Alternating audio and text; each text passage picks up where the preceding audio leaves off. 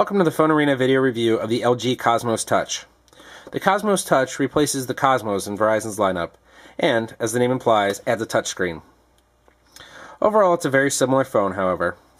It still has a sliding QWERTY keyboard. The keys are pretty good. They have a good feel to them, but they're a little bit cramped for adult hands. However, for the teens that this is marketing to, the keypad works quite well. It has a 2.8-inch resistive touchscreen. The UI very much reminds us of Samsung's TouchWiz. We can slide over a couple pages. As you see, we have favorites to the one side, as well as social networks and messaging to the other. And from the side here, we can also add quasi-widgets. Let's drag the calendar out there. And we can see that on the home screen, we now have a calendar that we can move around.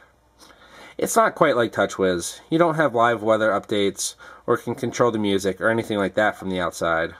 But for the teens, it's something kind of cool to have. The main menu is pretty simplistic, pretty much standard from what we've seen on many Verizon phones these days. Messaging is of course threaded. However, it gives you the option to view it in the chronological order as opposed to threaded. On the left side of the phone, we have the micro USB charging port, as well as the volume rocker. And on the right side, we have the lock button, the micro SD slot, and the camera key. There is a 3.5mm headset jack, and on the back we'll find a 1.3 megapixel camera. The camera actually performed quite well, which was surprising to us.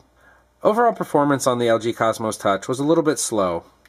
Your everyday things are going to be pretty nice, but from time to time it took a little while to open things up.